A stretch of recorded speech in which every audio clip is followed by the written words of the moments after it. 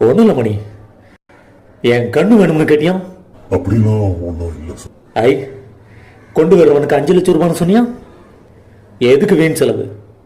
நானே வந்திருக்கேன். இப்ப என் கண்ணை பொட்டையாக்குற இல்ல நீ பொட்ட. நீ ரொம்ப பேசுற ராகவன், இது நல்லதுக்கு இல்ல. இந்த ராகவன் தொல்லை தாங்க முடியல, ரொம்ப தொந்தரவு பண்றான். எவ்வளவு சொன்னாலும் கேட்க மாட்டான். அவன் கண்ணை தோண்டி எடுத்துட்டு வாங்கடா அப்படின்னு ராயபுரம் மணி சொன்னதா உனக்கும் எனக்கு தெரிஞ்ச மஸ்தான் பாய் சொன்னாரு. இப்ப என்ன, நீ ராயபுரம் மணியே இல்லைன்னு சொல்ல போறியா? வேண்டாம் ராகவன், போயிடு.